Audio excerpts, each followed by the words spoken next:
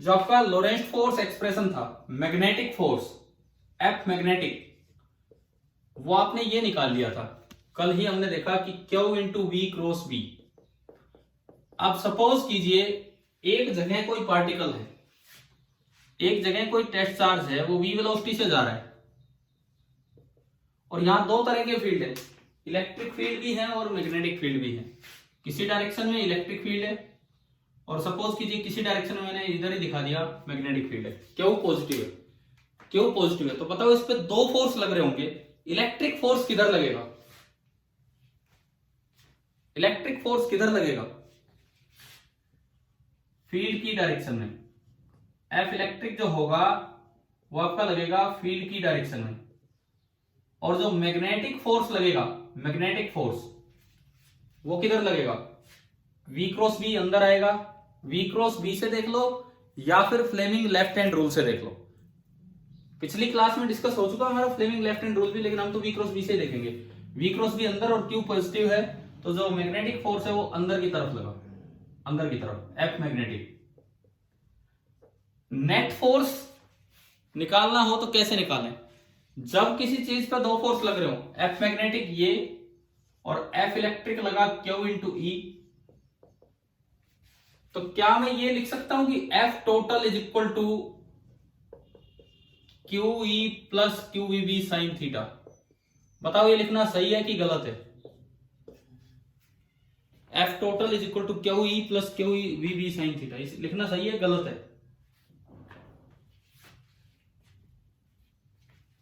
बताइए।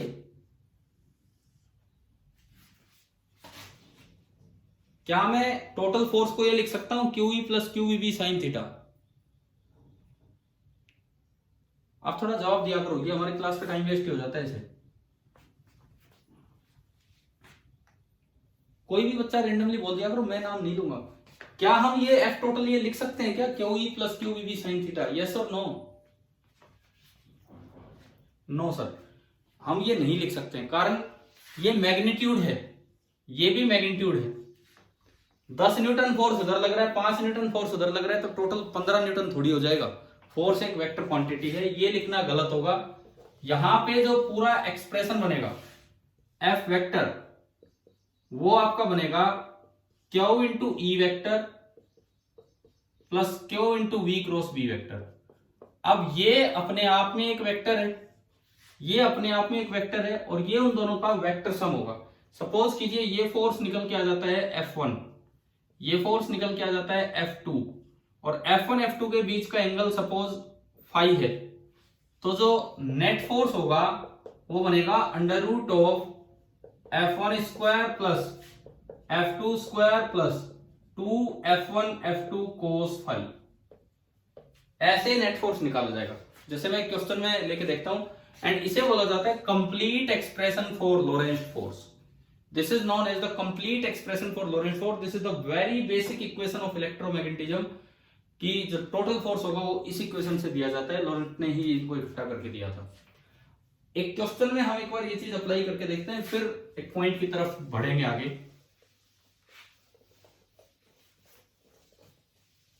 देखिए, मान लो ये एक प्लेट है, ये एक प्लेट है, ये पॉजिटिव प्लेट है, ये नेगेटिव प्लेट है। तो आप बताओ इलेक्ट्रिक फील्ड किधर होगा, किस डायरेक्शन में होगा, नीचे की तरफ होगा, ऊपर की तरफ होगा, इनके बीच में इलेक्ट्रिक फील्ड किस डायरेक्शन में होगा बताइए। अब बोल दिया कीजिए यार, बहुत बहुत टाइम लगा देते हैं। ये पॉजिटिव प्लेट है, ये नेगेटिव प्लेट है, तो अगर मैं इलेक्ट्रिक फील्ड देखूं तो जो इलेक्ट्रिक फील्ड होगा वो होता है फ्रॉम पॉजिटिव टू नेगेटिव। तो जो इलेक्ट्रिक फील्ड होगा वो नीचे की तरफ होगा ऐसे। अब सपोज इसी केस में एक मैग्नेटिक फील्ड है अंदर की तरफ, इसी में एक मैग्नेटिक फील्ड है अंदर की तरफ। मैंने यहां से एक पार्टिकल को एंट्री दी, और ये पॉजिटिव चार्ज है, ऐसे सीधा v स्पीड से इसको एंट्री दी है, v स्पीड से। अब मैं नेट फोर्स निकालना चाहूं on particle, net force on Q, So this will be vector sum of electric force plus magnetic force. Electric force और मैग्नेटिक फोर्स का वेक्टर सम होगा। तो सबसे पहली बात आप ये बताओ, इलेक्ट्रिक फोर्स किधर लगेगा और कितना लगेगा? इस पार्टिकल पे जैसे ही एंट्री करेगा, पॉजिटिव चार्ज है तो इलेक्ट्रिक फोर्स फील्ड की डायरेक्शन में लगेगा या फील्ड से अपोजिट डायरेक्शन में लगेगा? इलेक्ट्रिक फोर्स फील्ड की डायरेक्शन में लगेगा या फील्ड से अपोजिट डायरेक्शन में? फील्ड की डायरेक्शन में, मतलब नीचे। तो जब आप इस पॉजिटिव चार्ज क्यू को इसके अंदर देखेंगे तो इस पे दो फोर्स लगने स्टार्ट हो जाएंगे। एक तो फील्ड की डायरेक्शन में, दैट इज एफ इलेक्ट्रिक, और जो एफ इलेक्ट्रिक होगा उसका मैग्नीट्यूड, एफ इलेक्ट्रिक का मैग्नीट्यूड होगा क्यू इंटू ई। दूसरा फोर्स लोरेंट मैग्नेटिक फोर्स, वो बताओ किधर लगेगा? चाहे तो फ्लेमिंग लेफ्ट हैंड रूल से बताओ, चाहे क्रॉस प्रोडक्ट से बताओ, वी क्रॉस बी से, किधर लगेगा बताइए इसमें? V आगे बी अंदर, तो V क्रॉस बी करेंगे तो ये फोर्स ऊपर आ रहा है, वो चार्ज पॉजिटिव है तो फोर्स ऊपर ही लगेगा। चाहे आप फ्लेमिंग लेफ्ट हैंड रूल से चेक कर लो, ये फोर्स ऊपर आएगा। इसका मतलब जो मैग्नेटिक फोर्स है वो ऊपर आएगा, कोई भी छोटा बड़ा हो सकता है। F मैग्नेटिक ऊपर होगा। अब इसमें F मैग्नेटिक का मैग्नीट्यूड बताइए कितना है? F मैग्नेटिक का मैग्नीट्यूड कितना होगा? Q into V cross B, तो V into B into sine theta. V और B के बीच का थीटा कितना है इस डायग्राम में? V और B के बीच का एंगल 90 डिग्री। V आगे B अंदर, तो ये साइन 90 डिग्री है। तो ये आपका आया Q into V into B. यार देखो, मैं +1 का जो लेक्चर देता हूं इस पे जूम पे, तो वो बच्चे लगातार रिप्लाई करते चलते, मेरे पूछते हैं और रिप्लाई देते हैं। आपको मैं 3-3 बार पूछता हूं तो कोई रिप्लाई आ पाता है। तो आप इस तरह से एक्टिव हो जाओ थोड़ा सा। एफ मैग्नेटिक आ गया, क्यू वी बी ऊपर। अब बताओ, अगर मैं टोटल फोर्स ऑन क्यू निकालूं तो क्या मैं ये लिखूं कि Q E plus Q V B? ये लिखना सही है कि गलत है इस डायग्राम के अकॉर्डिंग, इस केस में, कि ये टोटल फोर्स है? ये नहीं है। बताइए टोटल फोर्स कितना होगा? मान लो एफ इलेक्ट्रिक बड़ा है, कोई भी बड़ा हो सकता हो, तो वैल्यू इस पर डिपेंड करता है। तो बताओ टोटल फोर्स कितना लिखा जाएगा, कितना मैग्नीट्यूड होगा एफ ऑन क्यू का? इट विल बी बड़ा माइनस छोटा, Q E minus Q V B. तो ये एक्सप्रेशन कैसे क्वेश्चंस में अप्लाई करना है समझ में आ गया है ना? क्लियर है? नेट फोर्स कैसे निकाला, Q E plus Q V B.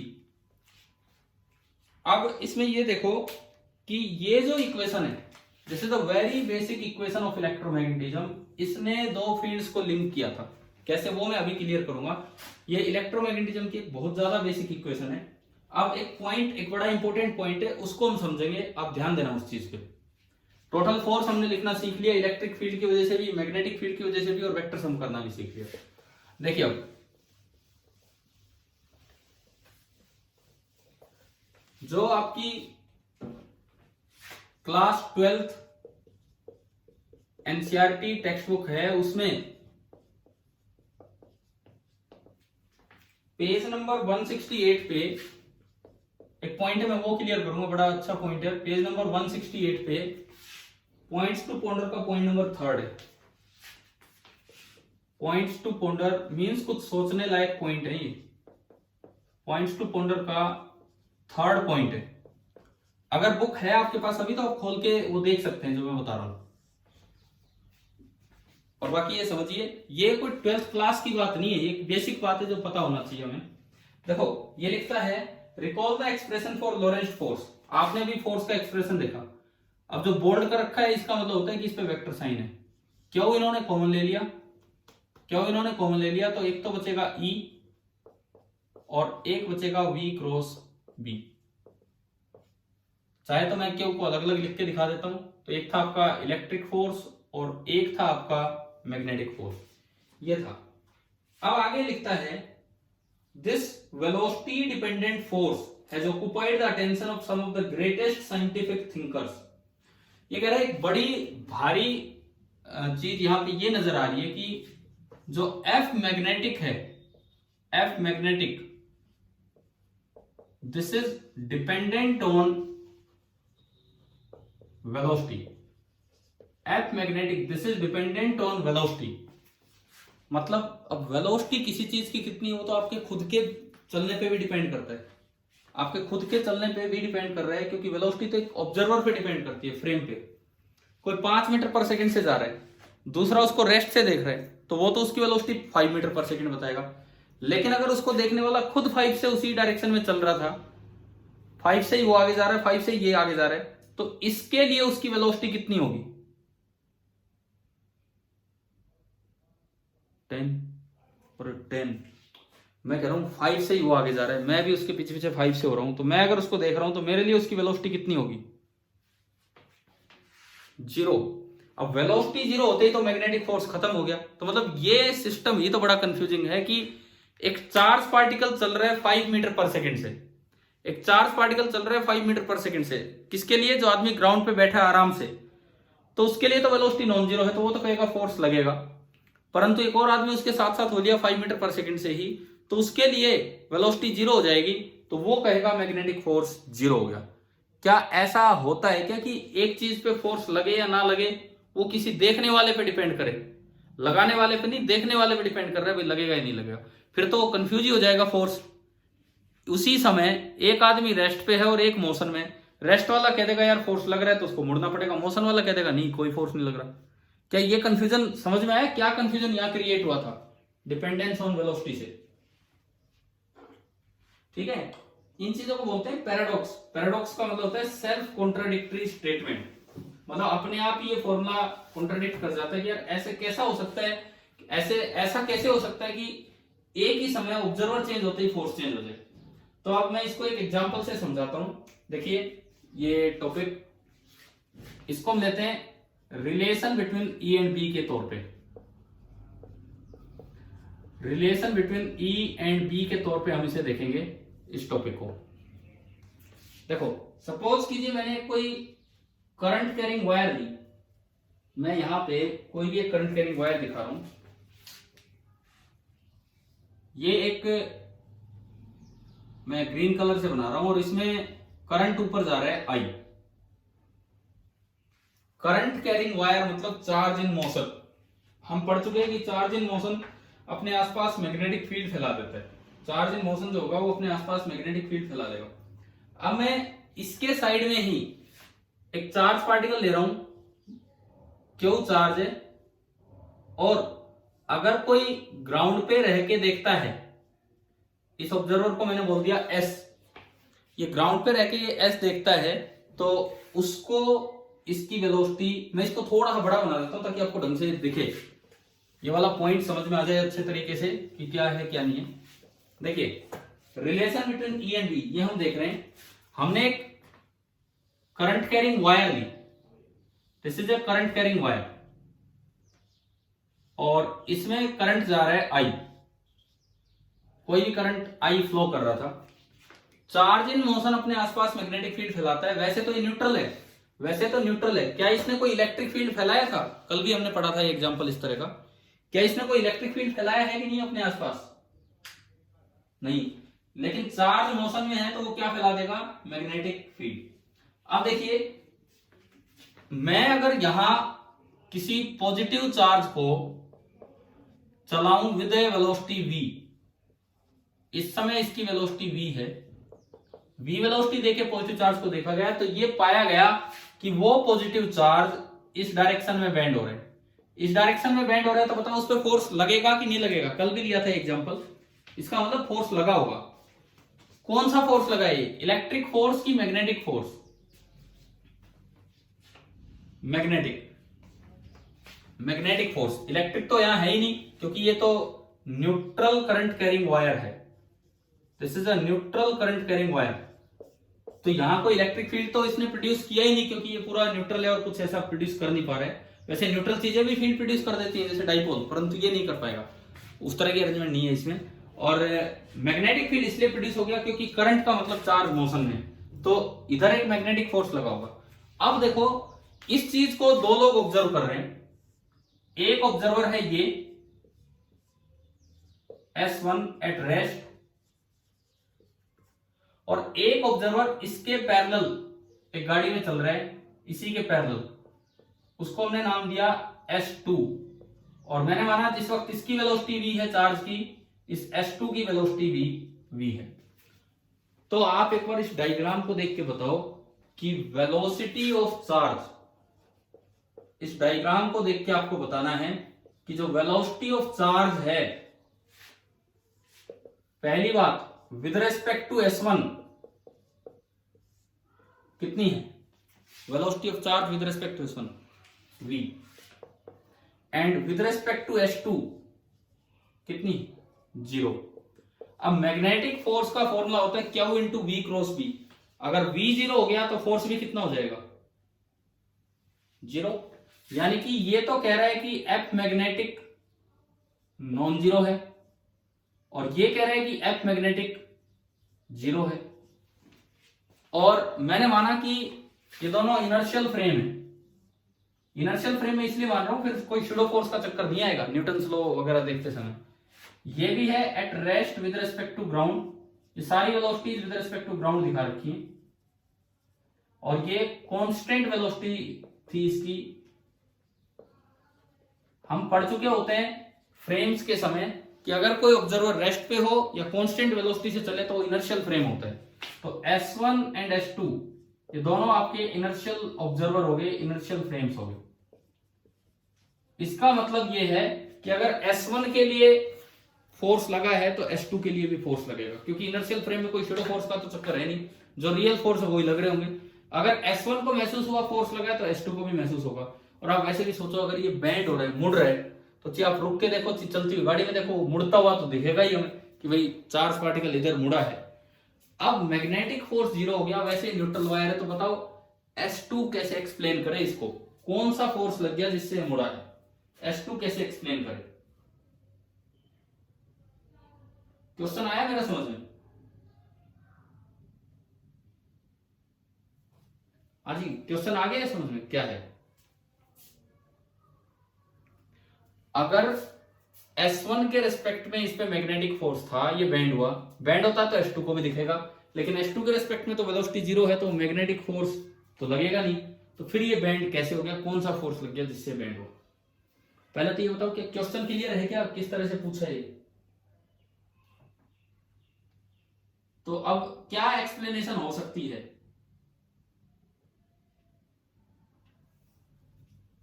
देखो इसकी एक्सप्लेनेशन ये है कि the field which was a pure magnetic field, the field which was a pure magnetic field in the frame of S1। अगर S1 देखता तो उसको लगता कि ये मैग्नेटिक फील्ड है। S1 को तो ये नजर आता कि ये केवल मैग्नेटिक फील्ड है, क्योंकि इलेक्ट्रिक फील्ड था ही नहीं। वो फील्ड जो S1 के फ्रेम में प्योर मैग्नेटिक फील्ड था, appears to be a combination of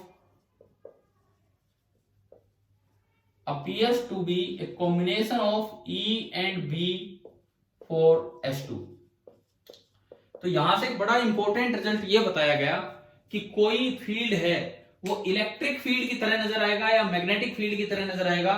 आप एक फ्रेम फिक्स करके तो अलग अलग बता सकते हो कि भाई इतना इलेक्ट्रिक फील्ड था और इतना मैग्नेटिक फील्ड। जैसे मैंने S1 फिक्स किया तो मैंने बता दिया कि इलेक्ट्रिक फील्ड तो 0 है और मैग्नेटिक फील्ड नॉन जीरो है। लेकिन जैसे ही आप फ्रेम चेंज करोगे, ऑब्जर्वर चेंज करेंगे, ये चीजें आपस में इंटरचेंज होती रहती हैं, तो आप बहुत एग्जैक्टली नहीं बता सकते हो कि कितना इलेक्ट्रिक है कितना मैग्नेटिक फील्ड है। मतलब जब S2 देखने लगा होगा तो उसके फ्रेम में कुछ पार्ट उस मैग्नेटिक फील्ड का इलेक्ट्रिक फील्ड के रूप में कन्वर्ट हो गया। अब चाहे वेलोसिटी 0 हो, मैं वेलोसिटी लिखी थी मैंने, वेलोसिटी ऑफ चार्ज, वेलोसिटी 0 है तो B की वजह से तो फोर्स 0 हो गया, लेकिन S2 के लिए कुछ पार्ट उस फील्ड का इलेक्ट्रिक फील्ड के रूप में नजर आ रहा होगा और इलेक्ट्रिक फील्ड ने अपना फोर्स लगाया होगा जिससे ये बेंड हो गया।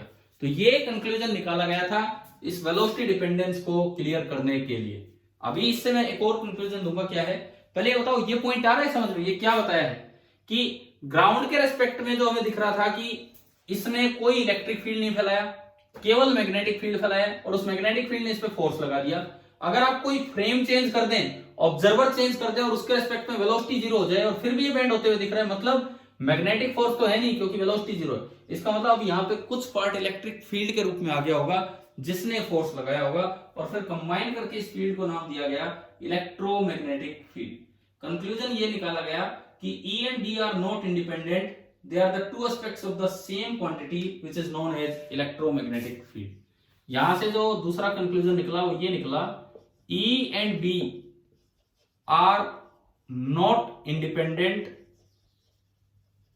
ये दोनों इंडिपेंडेंट नहीं होते हैं, but parts of electromagnetic field, electromagnetic field का ही ये पार्ट होता है।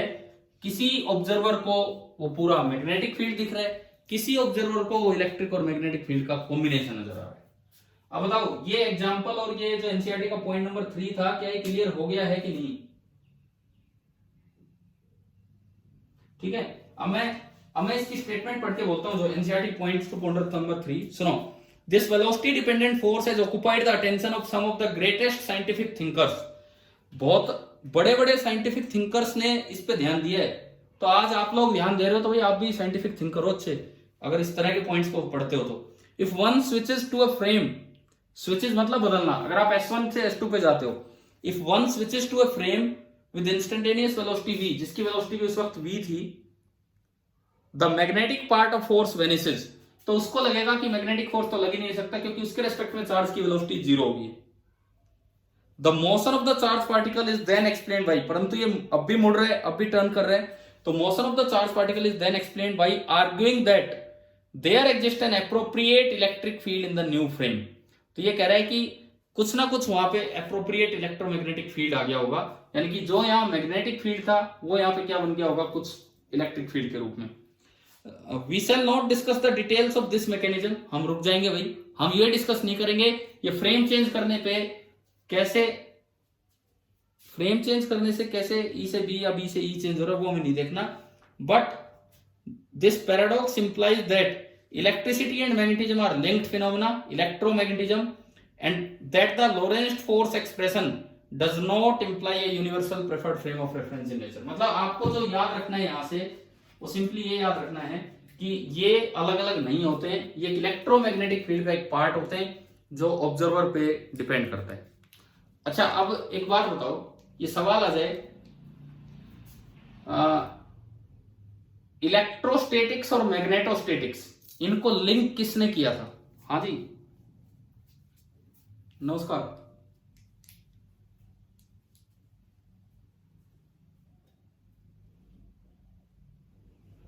भाई गलती से बन गए होंगे आप पोस्ट, पूजा आप एक बार हटे हैं यहाँ, तो यहां से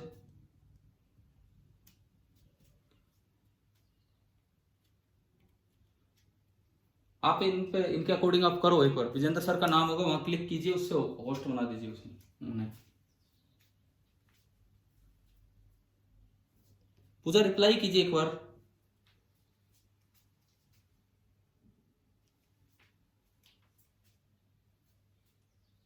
ठीक है ठीक है, अब देखो इधर सुनो, मैं कह रहा हूं कि आप वो चीज पढ़ रहे हैं जो बड़े बड़े साइंटिफिक थिंकर्स जिनको बड़ी मुश्किल से रिजोल्व कर पाए। हमें तो रिजोल्यूशन मिला, हमें तो पहले से सॉल्यूशन मिला कि ये है, परंतु हम एटलीस्ट उस चीज को सीख रहे हैं यहाँ पे। अब इस चीज पे तब तक नहीं जाना है जब तक फ्रेम की बात ना की जाए, जब तक दो ऑब्जर्वर्स की बात ना की जाए। हमारे लिए इलेक्ट्रिक फील्ड वही है जो इसको दिख रहा था, मैग्नेटिक फील्ड वही है जो इसको दिख रहा है, मैग्नेटिक फोर्स जो इसके लिए लगेगा, सब कुछ इसके लिए। लेकिन फ्रेम चेंज कर देता है तो उसकी एक्सप्लेनेशन इस तरह से आती है। अब आप ये बताओ, ये बड़ा इंपॉर्टेंट कॉन्सेप्ट था, क्या ये समझ में आ गया यहां तक? क्या मैंने बताया इस एग्जांपल में क्लियर है कि नहीं है ये वाला कॉन्सेप्ट? हाँ ठीक है। अब एक चीज सुने, जो आपका +1 में फिजिकल वर्ल्ड एक चैप्टर आता है तो उसमें कई इस तरह की बातें आती कि किसने इन चीजों को रिलेट किया। जैसे वहां पूछा जाता है celestial mechanics and terrestrial mechanics, धरती पे जो मैकेनिक्स है और जो अंतरिक्ष में जो मैकेनिक्स लगा रहे हैं उनको लिंक किसने किया था? न्यूटन ने। इसी तरह इलेक्ट्रिसिटी और मैग्नेटिज्म, इनको लिंक करने वाले थे ओस्टेड एंड फैराडे, ये दो लोग हैं जिन्होंने इनको लिंक किया था। अच्छा फिर बन गया एक इलेक्ट्रोमैग्नेटिज्म, इलेक्ट्रोमैग्नेटिज्म को ऑप्टिक्स से लिंक किया था मैक्सवेल ने। ये हम आगे आने वाली यूनिट्स में पढ़ेंगे। अभी तो 2 यूनिट आपकी ये फैराडे और इन पे चलनी है, तो इन पे ही सारा काम चलेगा। चलिए अब देखते हैं, आगे बढ़ते हैं। शायद ये पार्ट क्लियर हो गया होगा आपको यहां तक। तो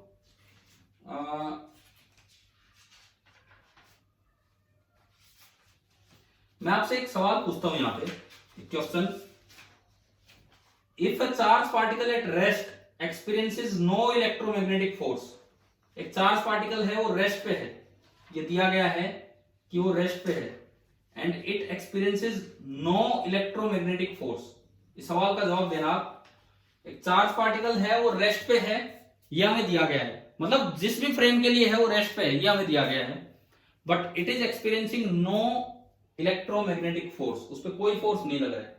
तो मैं आपको 4 ऑप्शन दे रहा हूं, इनमें से बताना है कौन सा ऑप्शन सही है। इलेक्ट्रिक फील्ड मस्ट बी 0, पहला सवाल, पहला ऑप्शन बताइए। अब एक एक करके इन ऑप्शंस के जवाब देंगे। एक चार्ज पार्टिकल है, वो रेस्ट पे है, वहां कोई इलेक्ट्रिक फील्ड भी हो सकता है, कोई मैग्नेटिक फील्ड भी, तो हमें उनके बारे में बताना है। नेट इलेक्ट्रोमैग्नेटिक फोर्स उस चार्ज पार्टिकल पे 0 है।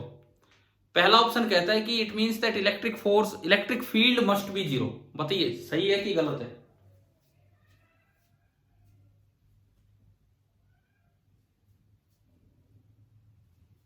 एक चार्ज पार्टिकल है, वो रेस्ट पे है, यहां छोड़ दिया तो रेस्ट पे रहेगा इसके रेस्पेक्ट में, यानी कि उस पर कोई फोर्स नहीं लग रहा है, नेट फोर्स 0 है।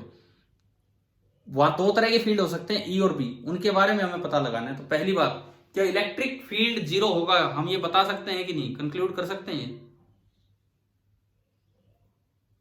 क्यों, थोड़ा एक्सप्लेन करो। बिल्कुल नहीं बता सकते, क्यों नहीं बता सकते? कारण ये है कि हो सकते हैं वहां ई और बी दोनों प्रेजेंट हो। मैंने अभी वो एक प्लेट वाला एग्जांपल लिया था, इलेक्ट्रिक फोर्स नीचे लग रहा था और मैग्नेटिक फोर्स ऊपर लग रहा था। अगर बाई चांस दोनों की वैल्यू बराबर हो, अगर बाई चांस दोनों की वैल्यू बराबर हो, तो वहां ई भी है और बी भी है, लेकिन नेट फोर्स कितना है उस पर? 0। क्या ये पहला पॉइंट समझ में आ गया? ठीक है, मतलब अगर किसी इलेक्ट्रोमैग्नेटिक फील्ड में नेट फोर्स ऑन पार्टिकल 0 है, तो ऐसा तब पॉसिबल हो सकता है जब दोनों फील्ड के फोर्स लग रहे हो, ई और बी के, लेकिन वो कैंसिल आउट हो रहे हो। इसका मतलब ई भी प्रेजेंट होगा और बी। तो पहला ऑप्शन तो हमारा गलत हो गया। दूसरा ऑप्शन कि नेट फोर्स 0 है, तो magnetic force must be 0। Magnetic force must be 0। बताइए सही है गलत है? सही है या गलत है? अगर एक पार्टिकल, कैसे सही है अभी तो मैंने समझाया, अगर एक पार्टिकल पे नेट फोर्स 0 लग रहा है, तो ऐसा भी हो सकता है कि उस पर 10 न्यूटन नीचे इलेक्ट्रिक फोर्स लग रहा हो, 10 न्यूटन ऊपर मैग्नेटिक फोर्स लग रहा हो, और दोनों कैंसिल आउट हो रहे हो, जिससे नेट फोर्स कितना हो रहा हो? 0। देखिए मान लो कोई भी केस है, वो प्लेट वाला ही आपका केस था, प्लेट वाला ही आपने केस लिया था, और उसके अकॉर्डिंग ऐसा हो रहा था कि मैंने इस तरह की वैल्यूज ले ली कि इस पार्टिकल पे जितना नीचे इलेक्ट्रिक फोर्स लगा, उतना ही ऊपर मैग्नेटिक फोर्स लगा। अब ये सवाल सुनो, मान लो इस केस के रेस्पेक्ट में a particle is experiencing no electromagnetic force, तो नेट फोर्स इस पे 0 है। क्या यहां इलेक्ट्रिक फील्ड 0 है, ये मैं कह सकता हूं? नहीं कह सकते, क्योंकि इलेक्ट्रिक फोर्स लग रहा है। क्या यहां मैग्नेटिक फील्ड 0 है, ये मैं कह सकता हूं? नहीं कह सकते हैं, क्योंकि मैग्नेटिक फोर्स भी लग रहा है। ऐसा हो सकता है ना कि दोनों का जो रिजल्टेंट है नेट फोर्स 0 आ जाए, इसलिए हम ऐसा कुछ भी नहीं कह सकते। क्लियर हो गया यहां तक? हाँ जी।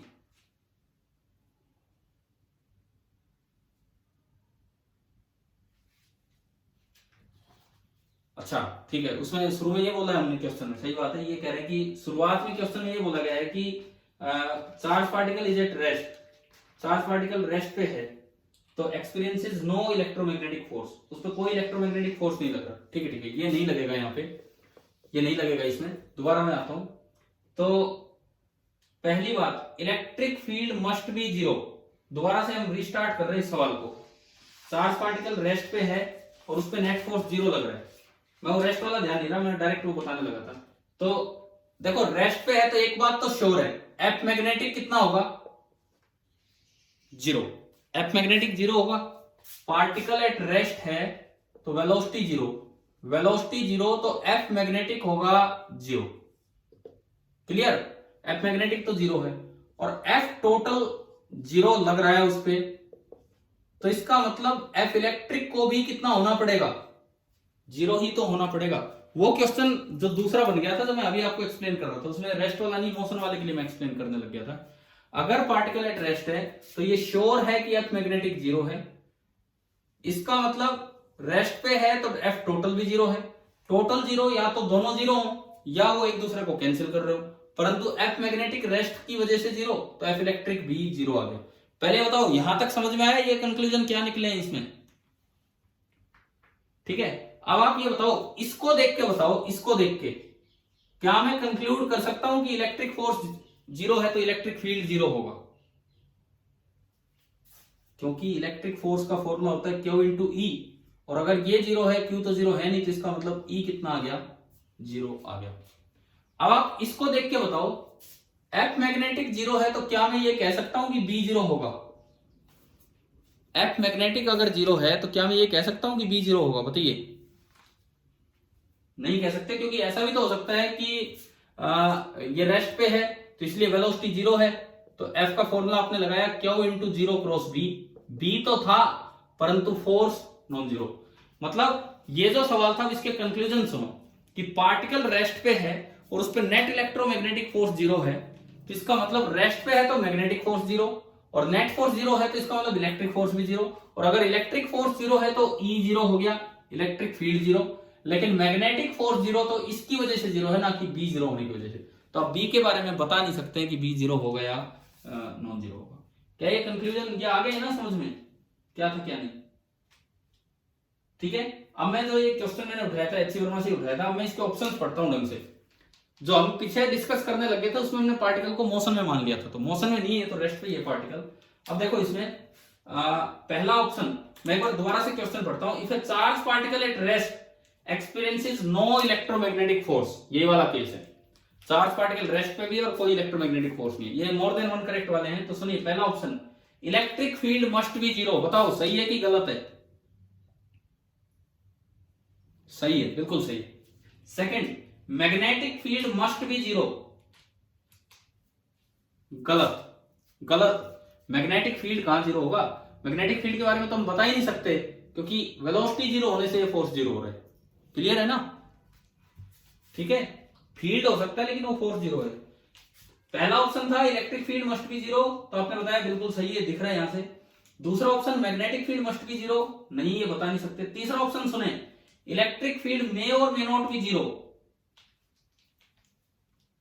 Electric field may or may not be zero, गलत है, क्योंकि इलेक्ट्रिक फील्ड तो श्योर है। ये बात आप उसके बारे में बोल सकते थे, इलेक्ट्रिक फील्ड तो श्योर है कि कितना होगा यहां पे, जीरो होगा।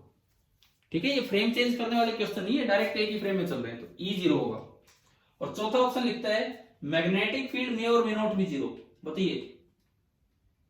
हाँ ये सही है, ये सही है। क्लियर हो गया? ठीक है, अच्छा अब देखो, अब हम नेक्स्ट टॉपिक पे चलते हैं। ये इकट्ठा करके फोर्स लगाने के बाद, फ्रेम वगैरह वाली बात भी बताने के बाद, तो हमने एक चीज और सीख ली इस क्वेश्चन से, कि अगर इलेक्ट्रिक फील्ड जीरो है चार्ज पे तो श्योर है, सॉरी, अगर इलेक्ट्रिक फोर्स जीरो है तो श्योर है कि इलेक्ट्रिक फील्ड जीरो होगा। लेकिन अगर मैग्नेटिक फोर्स जीरो है तो श्योर नहीं है कि मैग्नेटिक फील्ड जीरो हो। मैग्नेटिक फील्ड भी जीरो हो सकता है, वेलोसिटी भी जीरो हो सकती है, या ऐसा भी हो सकता है वेलोसिटी और बी एक दूसरे के पैरेलल हों। तो ये हमारा कंक्लूजन आया। याद हो जाएंगे ना ये चीजें क्या क्या है? ठीक है, अब देखो, अब हम जो अगला पार्ट हम स्टार्ट कर रहे हैं, ये तो मैंने ई और बी को एक बार इकट्ठा कर दिया था। अब हम पढ़ेंगे motion of a charge particle in a uniform magnetic field. ये हमारा नेक्स्ट टॉपिक है, motion of a charge particle in a uniform magnetic field.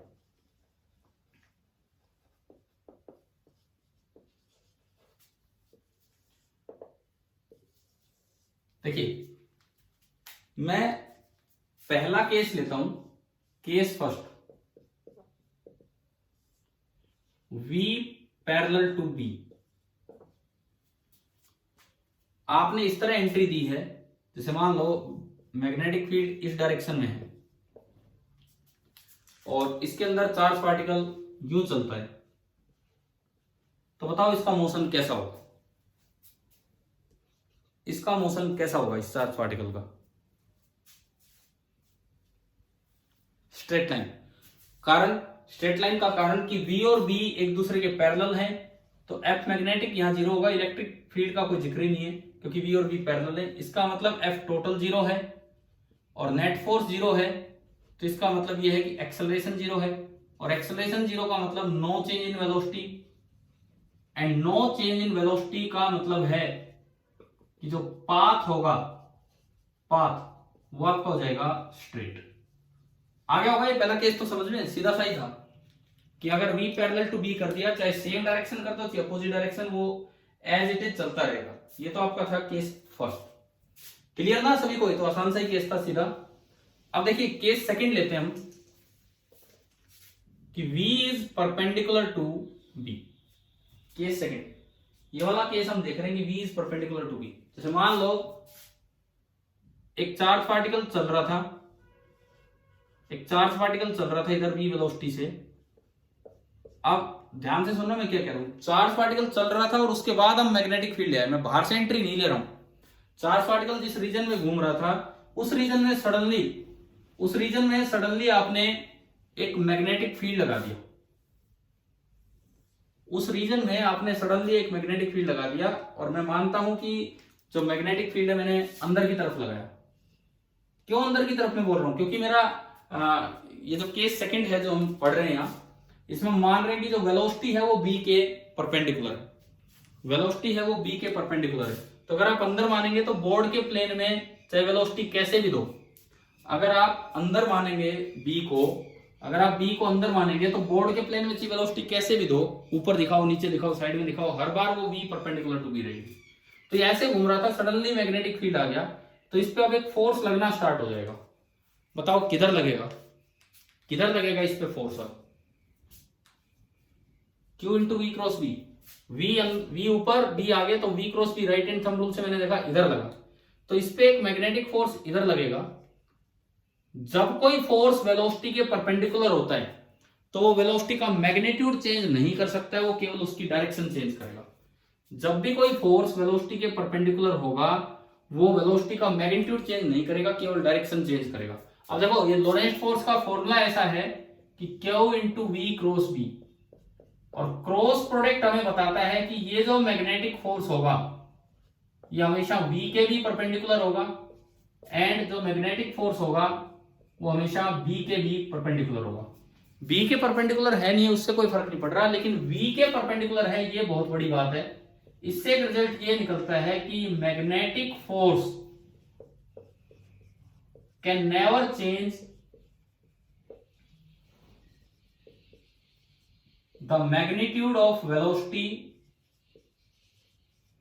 Magnitude of instantaneous velocity को आप इंस्टेंटेनियस स्पीड भी बोल सकते हो, ऑफ मूविंग चार्ज। अब ये बहुत बड़े बड़े रिजल्ट सीधे सीधे आ रहे हैं जो इन जनरल, कई बार क्या होता है आपको गुमराह कर दिया जाता है क्वेश्चन में कि भाई ये देखो इसने वर्क कर दिया, ये कर दिया। तो एक जनरल रिजल्ट है जो अपना याद रखो, हमेशा वैलिड है कि magnetic forces can never change the magnitude of velocity of moving charge, क्योंकि ये फोर्स का फॉर्मूला इस तरह का है कि ये हमेशा वेलोसिटी के परपेंडिकुलर रहेगा, और जब भी कोई फोर्स वेलोसिटी के परपेंडिकुलर रहता है वो केवल उसका डायरेक्शन चेंज कर सकता है, वेलोसिटी की मैग्नीट्यूड नहीं करेगा। पहले पॉइंट से ही दूसरा पॉइंट निकलेगा। आपने वर्क एनर्जी थ्योरम पढ़ी होती है 9th और 11th में। वर्क एनर्जी थ्योरम कहती है कि work done by a force is equal to change in kinetic energy, मतलब के फाइनल माइनस के इनिशियल। अब जब स्पीड ही चेंज नहीं हुई, तो के फाइनल माइनस के इनिशियल 0 हो जाएगा, यानी कि ये एक और रिजल्ट आ गया हमारे पास कि magnetic forces never do work, magnetic forces never do work. Magnetic force कभी भी किसी मूविंग चार्ज की स्पीड चेंज नहीं कर सकते हैं। इसका मतलब मैग्नेटिक फोर्स कभी भी किसी पार्टिकल पे वर्क नहीं करेंगे, हमेशा चाहे आपको लगे, आपके दिमाग में आ जाए यार ये तो वर्क कर रहा है, तब भी आप याद रखना आप कोई गलती कर रहे होंगे। मैग्नेटिक फोर्स जहां भी होगा वो कभी कोई वर्क नहीं करता है। ये अच्छे अच्छे रिजल्ट्स हैं जो आपको सीधा याद रखना है। अगर पूछ लिया जाए पावर ऑफ मैग्नेटिक फोर्स तो वो भी जीरो होती है, क्योंकि पावर का मतलब होता है work done upon time taken, और पावर या एफ डॉट वी से भी आप देख सकते हो, पावर होती है एफ डॉट वी, तो एफ डॉट वी यहां से जीरो आएगा, परपेंडिकुलर है। मैग्नेटिक फोर्स कभी किसी मूविंग चार्ज की स्पीड चेंज नहीं करेंगे, मैग्नेटिक फोर्स कभी किसी मूविंग चार्ज पे कोई वर्क नहीं करेंगे, मैग्नेटिक फोर्सेस की पावर जीरो होती है। क्या ये तीन रिजल्ट्स इस फॉर्मूले से समझ में आ गए हैं कि नहीं, बताइए एक बार, क्या ये तीन रिजल्ट्स क्लियर हैं आपको? ये बड़ा इंपॉर्टेंट रिजल्ट है, मैं आपको बार बार कह रहा हूं ये, क्योंकि कई बार क्वेश्चन में फंसा दिया जाएगा घुमा के, आपको लगेगा यार वर्क हो रहा है, जबकि आप कुछ चीज वहां गलत कर रहे होंगे, क्योंकि मैग्नेटिक फोर्सेस का वर्क तो हमेशा ही जीरो होता है, they never do any work. अच्छा, अब मैं आता हूं, इसको कंटिन्यू करता हूं आगे केस सेकंड। क्योंकि ये फोर्स वेलोसिटी के परपेंडिकुलर है तो केवल इसकी डायरेक्शन चेंज करता रहेगा। जैसे ही डायरेक्शन चेंज होगी वेलोसिटी इधर होगी, मैग्नीट्यूड तो चेंज होगा नहीं, फोर्स फिर से परपेंडिकुलर हो जाएगा। जैसी और डायरेक्शन चेंज होगी वेलोसिटी का मैग्नीट्यूड चेंज नहीं होगा, फोर्स फिर से उसके परपेंडिकुलर, और यूं करते करते जो पार्टिकल का पाथ है वो कैसा बन जाएगा, कैसा पाथ बन जाएगा ये, सर्कुलर, सर्कुलर पाथ। यानी कि अगर v परपेंडिकुलर टू b है तो जो पाथ होगा वो पाथ कैसा होगा, सर्कुलर होगा। अभी मैंने बाहर से एंट्री नहीं दी है, सर्कुलर उसमें भी होगा लेकिन उसमें सर्कल पूरा नहीं हो पाएगा, वो अभी बाद में लेंगे। पहले ये वाला केस देख रहे हैं कि एक मैग्नेटिक, एक चार्ज पार्टिकल चल रहा था, आपने सडनली मैग्नेटिक फील्ड अप्लाई किया तो उस वजह से वो घूमने लग गया वहीं पे, तो वो जो उसका पाथ होगा वो सर्कुलर होगा। और ये जनरल रिजल्ट्स हैं, ये इस केस के लिए रिजल्ट्स नहीं है, जनरल रिजल्ट्स है जो यहां मैंने समझाए हैं कि मैग्नेटिक फोर्स कभी भी मैग्नीट्यूड ऑफ वेलोसिटी चेंज नहीं करेंगे, कभी भी स्पीड चेंज नहीं करेंगे, तो ये हमने यहां देख भी लिया। अच्छा चलो, पाथ सर्कुलर। अब इससे आगे बढ़ते हैं, इसमें कुछ फॉर्मूले निकाल के लाते हैं जो हम सीधा सीधा यूज करेंगे, जो हम सीधा यूज कर रहे होंगे वो फॉर्मूले वो हम देख रहे हैं। देखिए पहली बात, सबसे पहली बात रेडियस, भाई सर्कल बना है तो उसका कुछ रेडियस भी होगा, तो सबसे पहले हम उसका एक फॉर्मूला याद रखें, रेडियस ऑफ द सर्कल। कैसे, देखिए ये जो मैग्नेटिक फोर्स लगा उसका मैग्नीट्यूड अगर आप निकाले तो Q into V into B into sine 90 degree, क्योंकि आपने केस ही वो लिया है जो V और B एक दूसरे के परपेंडिकुलर है, साइन 91, तो एफ मैग्नेटिक आ गया Q इंटू वी। अब ये जो एफ मैग्नेटिक लग रहा है towards the centre of circle लग रहा है, एफ मैग्नेटिक जो लग रहा है towards the centre of circle लग रहा है, और सेंटर की तरफ जो फोर्स लगता है उसे बोलते हैं सेंट्रीपिटल फोर्स। तो एफ सेंट्रीपिटल का फॉर्मूला होता है मास ऑफ द पार्टिकल, ये जो पार्टिकल है मैं इसका चार्ज क्यों मान रहा हूं और मास एम मान रहा हूं, mass of the particle into centripetal acceleration, ये तो न्यूटन्स लॉ है, नेट फोर्स किसी डायरेक्शन में बराबर मास इनटू एक्सेलरेशन। अब जो एफ सेंट्रीपिटल है वो तो आपका है QVB मास, सेंट्रीपिटल एक्सेलरेशन का क्या फॉर्मूला हमने पढ़ा है कभी, बताओ? अगर v स्पीड से जा रहा है, r अगर इस सर्कल का रेडियस है, तो जो सेंटर की तरफ जो एक्सेलरेशन होगी कितना, v square by r radius, तो हमने इसको इक्वेट कर दिया v स्क्वायर बाई r से, v से v गया, और यहां से रेडियस का पहला फॉर्मूला आ गया mv अपॉन qb। तो जब भी कोई पार्टिकल सर्कल में चलेगा मैग्नेटिक फील्ड में तो उसके रेडियस का फॉर्मूला आ गया mv upon q into b। मैं बार बार बोलता हूं ये वो केस है जब सर्कल कंप्लीट हो रहा है, मतलब ये वो केस है जब बाहर से पार्टिकल की किसी फील्ड में एंट्री नहीं हुई, कोई पार्टिकल किसी इलाके में घूम रहा था, अचानक वहां फील्ड लगा दिया तो चक्कर काटने लग जाएगा इस तरह से। जब बाहर से एंट्री करवाएंगे किसी फील्ड में जो पहले से प्रेजेंट होगा तो सर्कल ही होगा लेकिन वो पूरा नहीं बन पाएगा, वो इसके बाद लेंगे टॉपिक। पहले कुछ चीजें हम निकालें, तो रेडियस ऑफ द सर्कल का जो फॉर्मूला निकल के आ रहा है मैं उसको तीन तरीके से लिखूंगा अभी, देखिए r this is equal to mv upon qb पहला फॉर्मूला, मास इनटू वेलोसिटी को मैं मोमेंटम लिख सकता हूं, लीनियर मोमेंटम, तो लीनियर मोमेंटम अपॉन qb दूसरा फॉर्मूला, और लीनियर मोमेंटम को ही मैं लिख सकता हूं 2 into mass into kinetic energy, kinetic energy को मैं k से डिनोट कर रहा हूं। अगर आप काइनेटिक एनर्जी को हाफ mv स्क्वायर रखेंगे 2 से 2 कटेगा और m स्क्वायर v स्क्वायर से अंडर रूट बाहर यही आएगा। तो ये आपके रेडियस ऑफ कर्वेचर के तीन फॉर्मूले हैं, रेडियस ऑफ द सर्कल के। यहां पे t तो है linear momentum of particle, p तो जो है वो है लीनियर मोमेंटम, एंड जो k है that is the kinetic energy. p तो है लीनियर मोमेंटम और जो k है that is the kinetic energy.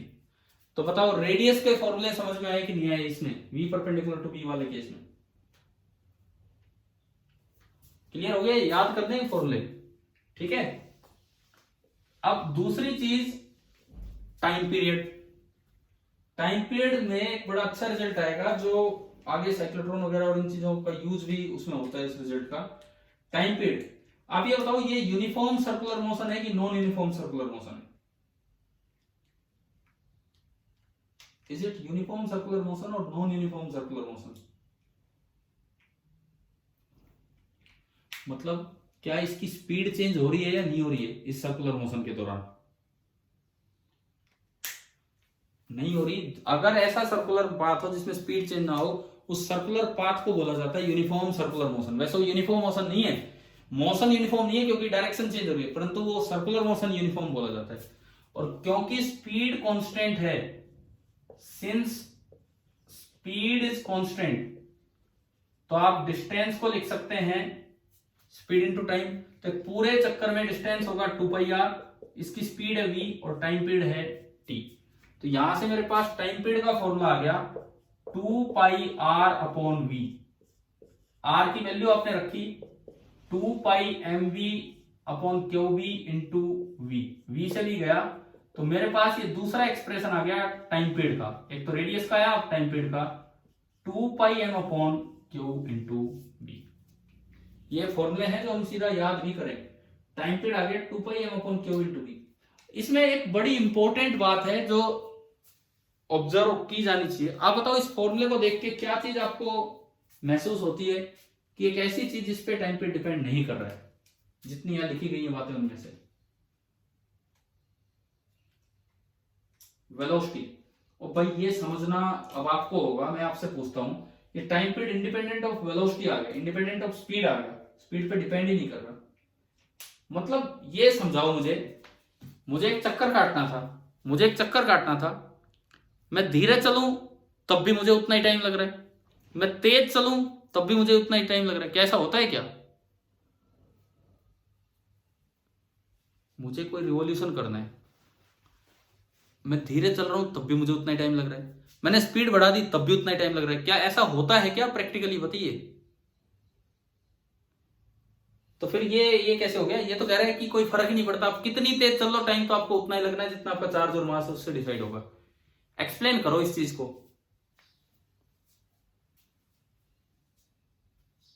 हाँ, अगर आप तेज चलोगे ना तो रेडियस लार्ज हो जाएगा। देखो r बराबर mv/qb, if the particle moves faster the radius is larger. अब रेडियस लार्ज हो गया तो उसको ज्यादा डिस्टेंस कवर करना पड़ेगा अपना सर्कल कंप्लीट करने के लिए। समझ गए हो? मतलब हो क्या रहा है, मैं धीरे चल रहा था तो मेरा चक्कर छोटा था, चक्कर मतलब ये जो राउंड में लगा रहा हूं ये छोटा था। अगर मैं तेज चलने लगा तो जो सर्कल बनेगा वो बड़ा हो जाएगा। अब तेज चल रहे उतनी डिस्टेंस ज्यादा करनी पड़ रही, इसीलिए टाइम क्या आ रहा है, दोनों बार सेम आ रहा है। समझ गए हो कि नहीं? हाँ, तो ये ध्यान जाना चाहिए इस पॉइंट पे कि ये जो टाइम पीरियड है, दिस इज टाइम पीरियड जो है this is independent of speed. Time period जो आपका है यहां पे this is independent of speed of particle.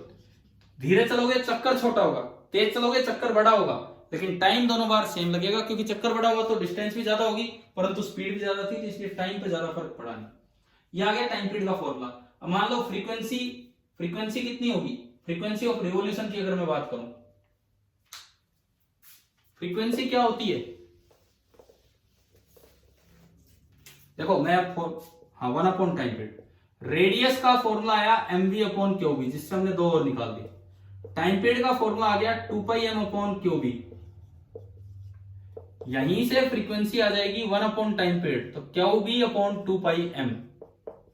और अगर एंगुलर फ्रीक्वेंसी की बात करें 2π/t, एंगुलर वेलोसिटी 2π/t, तो ये भी आपका 2π/t या फिर 2π इंटू न्यू करेंगे तो ये आपका आ जाएगा qb/m। और ये जो तीन चीजें हैं, ये तीन चीजें ये वेलोसिटी पे डिपेंड नहीं कर रही। टाइम पीरियड इंडिपेंडेंट है तो न्यू भी इंडिपेंडेंट है और ओमेगा भी इंडिपेंडेंट है। चलो ये तो यहां तक ये चीजें समझ में आ गई है कि नहीं इस वाले केस में। अब मैं एक क्वेश्चन लेता हूं जस्ट ताकि ये कैसे अप्लाई किया है एक बार ये देखने के लिए, बाकी कल की क्लास में इसको और कंटिन्यू करेंगे। Particle having a charge of 100 microcoulomb, मान लो ये दिया है कि 100 माइक्रोकूलम चार्ज है एंड मास ऑफ 10 mg। मैं इसलिए ले रहा हूं कि कन्वर्जन भी बहुत इंपॉर्टेंट है, आधी बार बच्चे फुल कन्वर्ट ही नहीं कर पाते हैं। चार्ज में ले रहा हूं 100 माइक्रोकूलम, मास में ले रहा हूं 10 mg, इस तरह से मैंने लिखा है। ये कोई पार्टिकल है is projected in a uniform magnetic field of 25 milli Tesla with a speed of 10 meter per second. 25 milli Tesla B 25 milli Tesla speed 10 metre पर सेकेंड। ये चीजें आपको दी गई हैं इस सवाल में। अब ये बोलता है if the velocity is perpendicular to magnetic field, if the velocity is perpendicular to magnetic field, theta है 90 डिग्री। ये सारी की सारी जो इंफॉर्मेशन गिवन है वो मैं दे रहा हूं। हाउ लॉन्ग का मतलब है समय, डिस्टेंस नहीं। How long will it take for the particle to come back to its original position for the first time after being projected. उस फील्ड में जब ये घूम रहा है तो पहली बार वो वहां कितनी देर में आएगा।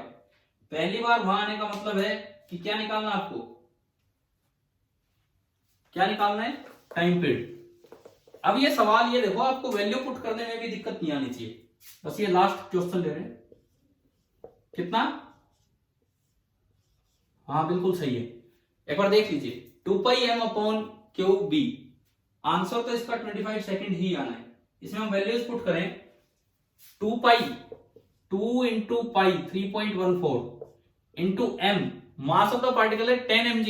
अब इसको आप कन्वर्ट करके बताओ मैं क्या लिखूं यहाँ पे। 10 मिलीग्राम की क्या वैल्यू लिखे SI में, 10 into 10⁻⁻, कितना, -6, क्योंकि आपको किलोग्राम तक पहुंचाना है ना कि ग्राम तक, किलोग्राम तक पहुंचाना है ना कि ग्राम तक, ठीक है। 2πm/Q, चार्ज कितना दिया है 100 into 10⁻⁻2 इंटू बी कितना दिया है 25। अगर आप 10 की पावर को देखें, 0 से 0 गया, 10 की पावर ये -1 है, -1 ऊपर जाएगा तो 10 की पावर -5 हो गया यहाँ पे, ठीक है। ये 2πm/Qb, हाँ हमने यहाँ पे सारी वैल्यूज पुट की और 10 पावर, अच्छा ये 25 मिली टेस्ला है, ये भी इस पे भी देखो, मिली का मतलब है 25 into 10⁻⁻3। अब देखिए माइनस कहां पे, माइक्रो दे रखा है, ठीक है सॉरी, ये 10⁻⁻6 आएगा और वो 10⁻⁻3 है। ये 10⁻⁻6 से 10⁻⁻6 कैंसिल हो गया और ये बचा 10⁻⁻3 और एक ये है 10⁻⁻2, ऊपर जाके 10⁻2 हो गया यानी कि 100 and 25/104, 4 into 2 8, this is 8 into 3.14, 8 3 24, तो ये नियरली आपका आ गया 25 सेकंड। आप बताओ टाइम पीरियड निकालना आ गया कि नहीं आया, समझ में आ गया किस तरह से निकालना था, ठीक है। इसका कोई यूज ही नहीं हुआ, वेलोसिटी के मैग्नीट्यूड का कोई यूज ही नहीं हुआ। अभी कल हम इसी टॉपिक को आगे कंटिन्यू करेंगे, साथ में जो आपको होमवर्क दिया है वो अपना करते रहना और कुछ डाउट्स है वो अपने पूछते रहना, ठीक है ना, ठीक है, ओके, थैंक यू।